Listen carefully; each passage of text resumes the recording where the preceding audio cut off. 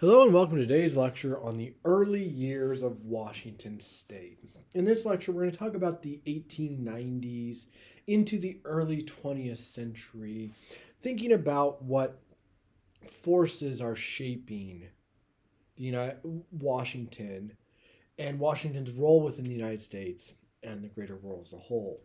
One of the things to keep in mind, and we'll be exploring this in this lecture and subsequent lectures, is that the United States is undergoing a rapid transformation of its economy. Industrialization is rapidly transforming the nature of the American economy.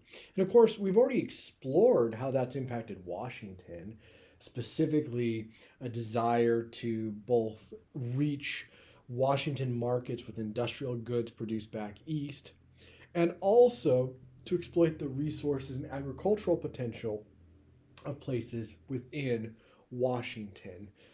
And all that requires railroads. All of that requires railroads. So railroads are really the first big manifestation of the way in which the industrial economy is transforming the state of Washington.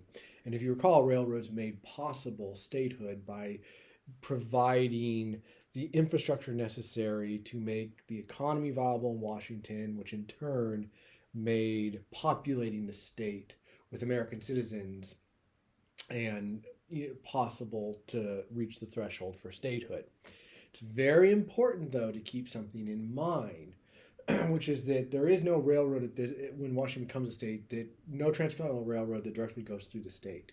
The state is the beneficiary of the Northern Pacific Railroad, which is going to build branches in the 1880s to reach Tacoma, Seattle, and other parts of the state. But by and large, what's happening here is that Washington is the beneficiary of a railroad that terminates in Portland, or begins, depending on your perspective. Now, as industrialization is transforming the nation, there is a need and a desire for labor. And that labor at this point is largely immigrant labor. And we've talked about how immigrant labor was received within the state of Washington, the factors that determined what kind of reception immigrants would get. And we talked about the concept of whiteness and WASP and social Darwinism and how those related to the treatment of peoples. Those will all be important points to keep in mind moving forward. So, Washington is being transformed by the forces of industrialization and immigration. In that sense, Washington is no different than most other parts of the United States.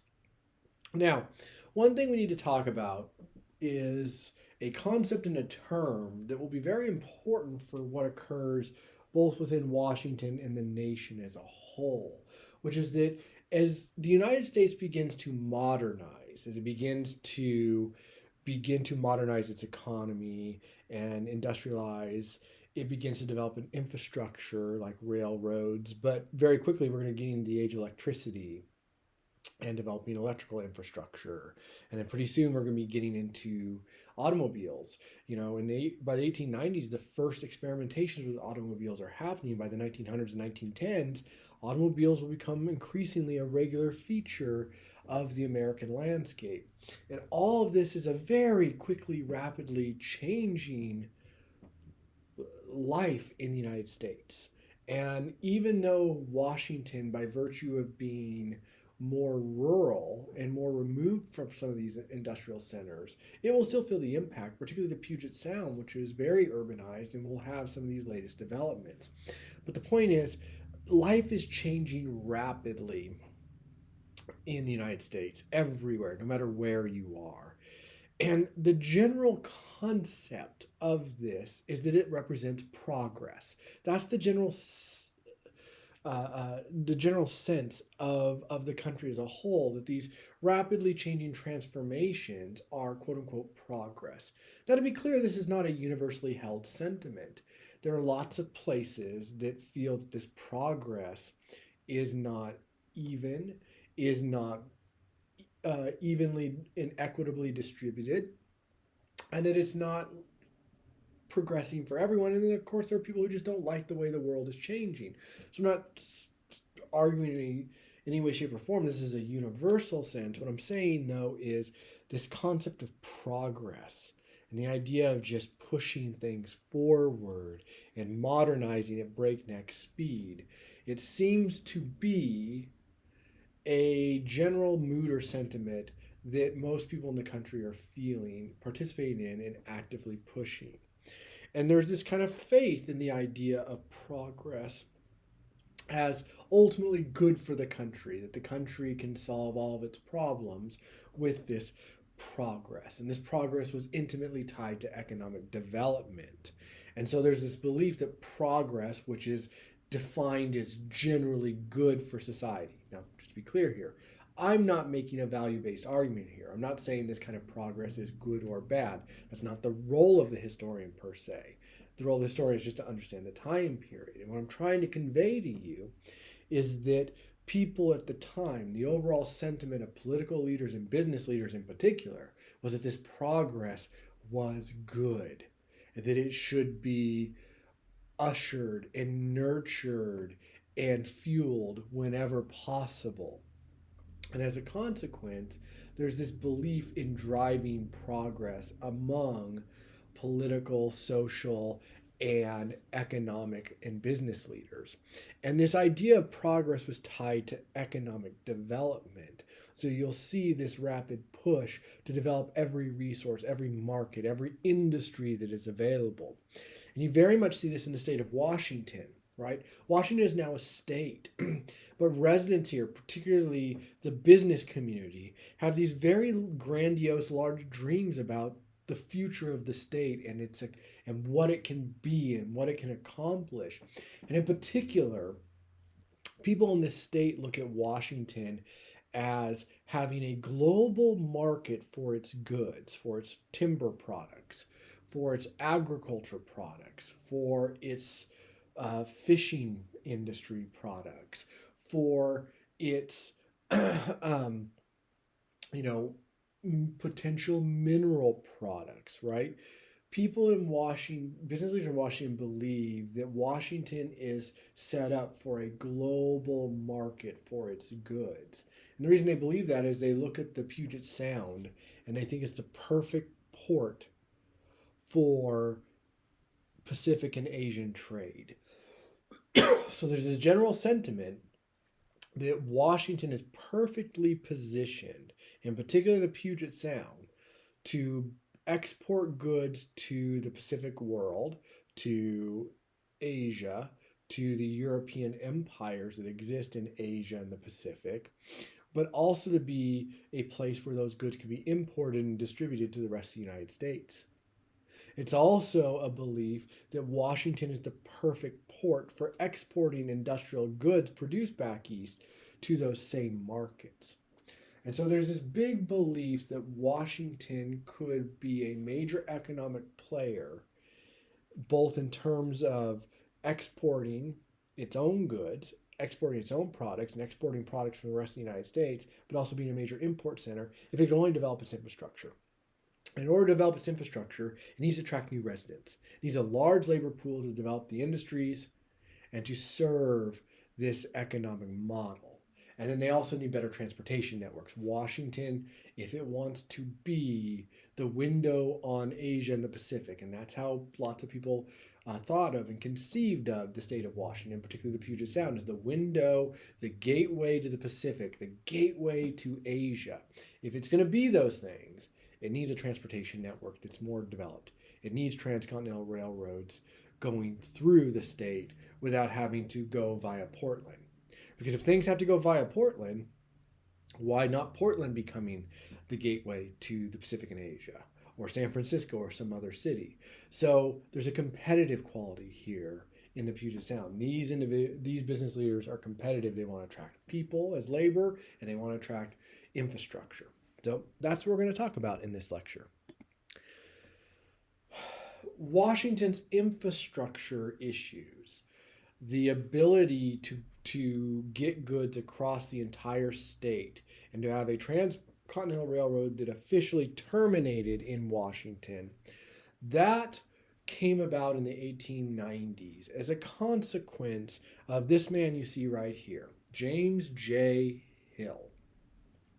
So James J. Hill was a self-made millionaire, one of the wealthiest people in the United States.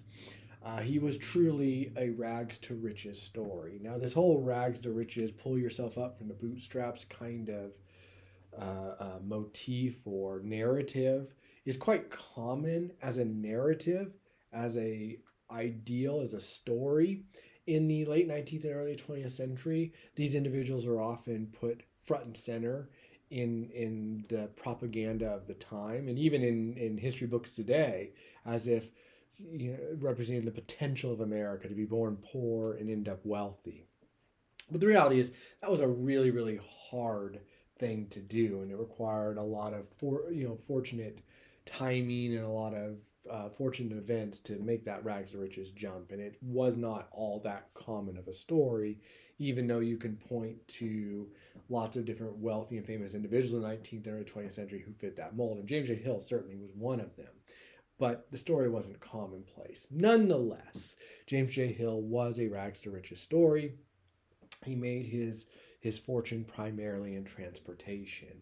And James J. Hill was a great proponent of the city of Seattle.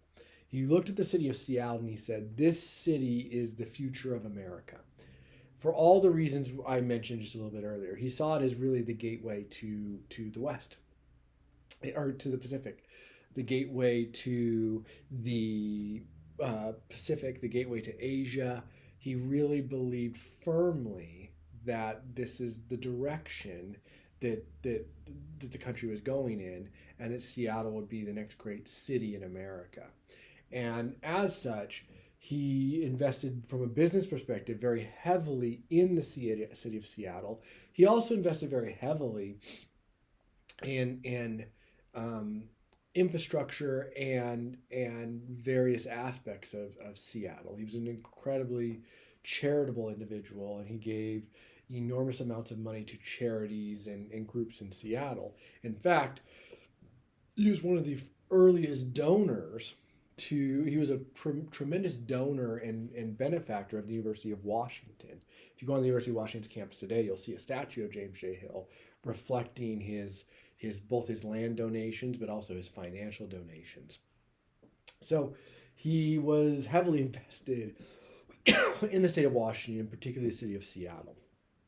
And what he's going to do is build a transcontinental railroad, one that is privately funded. He will buy up all the land to build the railroad. So this will be the first transcontinental railroad built mostly with private capital. All the other railroads benefited from government investment in terms of land, the gifting of land, and other kinds of government policies to give them support to build them. This railroad will not work like that. James J. Hill will be building this with his own and his investors' money. So he begins to build this railroad. It basically travels from Minnesota. So much like the Northern Pacific, it has a starting point in Minnesota, but then it takes a much more northerly line across the Great Plains, across Montana, across northern Idaho, entering Spokane, going across the plateau into what is now Wenatchee, and then from there going across Stevens Pass, going to Everett, and ultimately down to Seattle. And so this is completed in 1893. So in 1893, Washington gets its transcontinental railroad. And this turns out to be a real boon both for the state of Washington, but also for James J. Hill. Because what happens is that Hill ends up being the largest private landowner in the United States by virtue of buying the land necessary to build this railroad. Now, Hill himself becomes this incredibly wealthy individual as a consequence of this. He was wealthy before, and now he's one of the wealthiest men in the United States as a consequence of this railroad. He's also, as I mentioned earlier, one of the largest landowners. But that land doesn't really do Hill a whole lot of good, because the land itself, unless it contains something of economic or mineral value, doesn't really have much interest in owning it. So what Hill begins to do is sell the land off to other groups, like sell off forest land to logging companies. Or he begins to found towns and cities along the path of the Great Northern Railroad and offer pretty inexpensive land to people who want to settle in those towns. And primarily what he's offering is farmland. And you might say, well, what you might ask the question, what is he doing here? Because he's selling off the land at prices that in some cases are a loss to him. They're less than what he purchased the land for. In other cases, he's making a profit, but not a lot of profit. So when you look at this, it doesn't on the surface seem as if it's shrewd business. Why doesn't he just develop the land himself? Well, he knows that he's the only transportation network along the path of the railroad. So if he founds these towns and gets people to live in them, if he sells off farmland at an affordable price to farmers, if he sells off forest land to timber companies, those companies have no choice but to use his railroad for freight.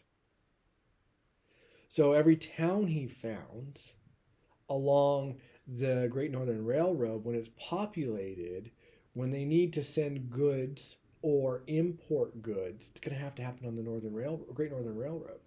When the logging companies are going to send their products to the mills or finished products from the mills to export markets, it's going to be on the Great Northern Railroad. When farmers need to send their produce to the cities, close by or far away, it's going to be on the Great Northern Railroad.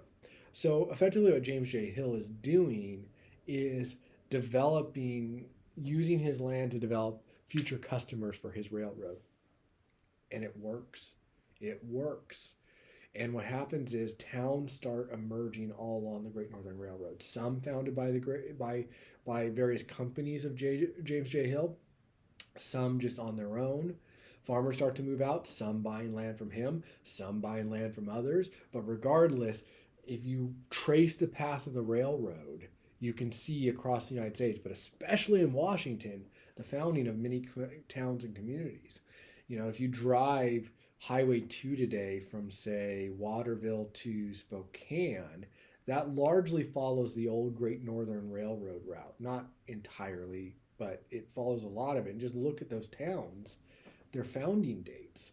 You can see it, in a place like Wenatchee. Wenatchee was founded before the Great Northern Railroad, but there wasn't much here.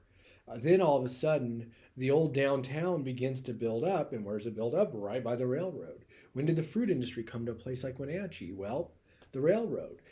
This land could always grow fruit, but where were you going to take fruit? Fruit was a perishable item.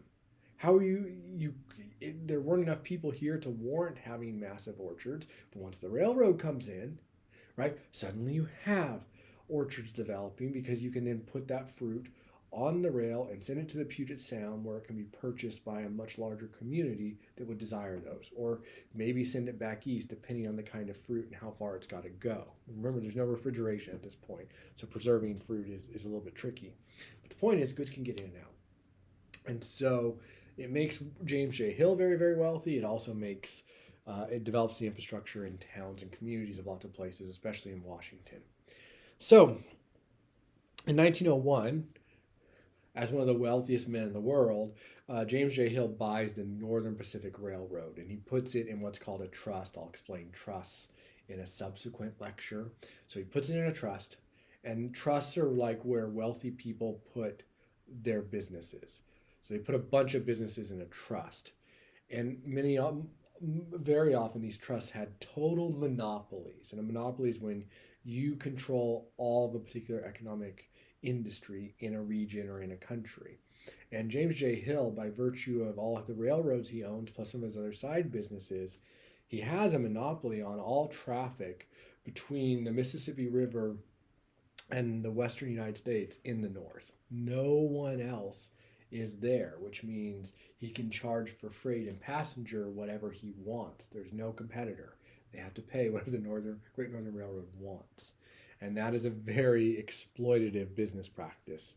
And it's a business practice fitting very much within the times that we're talking about here, which is that trusts and monopolies were very, very common in the United States um, at this time period. And it's going to be an enormous frustration to middle class and working class Americans. And ultimately, we'll talk about what happens with respect to that, because Washington plays a role in there.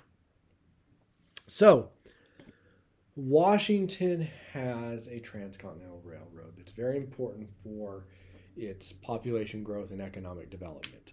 The next big event to affect Washington is the Alaskan Gold Rush. Technically, it's called the Alaskan Klondike Yukon Gold Rush, but everyone just calls it the Alaskan Gold Rush. Although, just to be clear, it takes place in what is now Alaska, but also in parts of what is Canada. And so this gold rush is at its height between 1897 and 1903, okay? Now you might wonder, okay, what the heck does this have to do with Washington or the Pacific Northwest? Well, Seattle is the closest port of call to Alaska.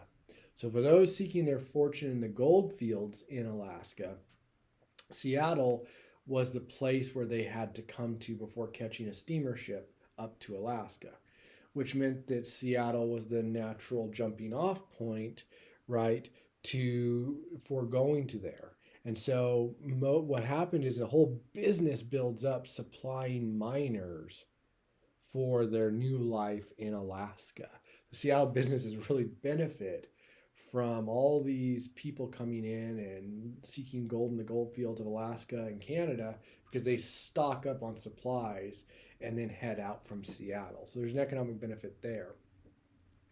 Now, very few people made their fortune in the gold fields of Alaska, but those who did make any amount of money often didn't stay in Alaska. They took whatever they had and then they left, and they returned to the lower 48. Well, the lower United States. Alaska is a territory at this time. So, but they returned to the continental United States. Well, they're going to end up in Seattle primarily as their first port of call when returning from Alaska. Now they have all this gold. Oftentimes they will then deposit this gold into Seattle banks, which means Seattle banks are flush with gold, which gives them money, capital that they can then turn around and loan out as loans, which can then be used to help other economic industries. And so also many of these returning miners start settling in Seattle and the adjacent communities in the Puget Sound, and then start developing businesses. So Seattle benefited from this gold rush. It was really only at its height for 6 years, but a lot of the wealth generated from the gold rush flooded into Puget Sound area businesses and helped build and grow the region. So we now have a situation as we're entering the 20th century where Washington has a very modern transportation network in the Great Northern Railroad and the other railroads that James J. Hill owns. There's also Seattle area banks flush with capital, with money for investment in the guise of loans, in the form of loans, right? They have money for investment because of the capital flowing in from the gold rush. They have this, but there's still not enough people to develop the industries of Washington, to promote economic growth on the scale that local leaders want to. And so what happens is that leaders began to try and figure out ways to attract people to the state. And this becomes known as the selling of Washington. And what happens is that the selling of Washington is an aggressive ad campaign by cities and towns and businesses in the state of Washington that are all about trying to promote the virtues of the Pacific Northwest, the virtues of the state of Washington, and specifically the virtues of their individual communities, to convince people to move from the eastern United States to these communities. It's an aggressive marketing campaign. And what would happen is towns and cities would print up flyers businesses in those towns and cities would print up flyers and put them in railroad stations all across the country so people could see. Like you would go to railroad stations back east in places like St. Louis and see flyers for Seattle and Tacoma and Everett and Spokane and Walla Walla and Wenatchee and Yakima, promoting these places so that people looking to move west would choose them.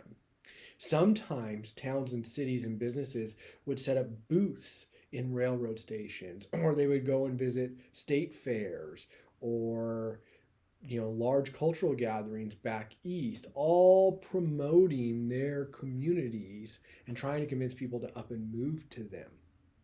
And so it's a really aggressive advertising and marketing campaign that is done by businesses in towns and cities in Washington to convince people to move there. And they're not just trying to get people to move to Washington broadly, but specifically to their place. They're competitive with one another. You can often see advertisements that are talking up, the benefits of Everett while downplaying Seattle, or vice versa. They're actively competing against one another to try and get people there so that people will open businesses, be laborers, whatever the case may be. But they're trying to grow this area. Right? And business leaders, political leaders, community leaders, church leaders, they all participate in this thing. The kind of culmination of the selling of Washington was the Alaska-Yukon Pacific Exposition, which took place in 1909. And it was a World's Fair.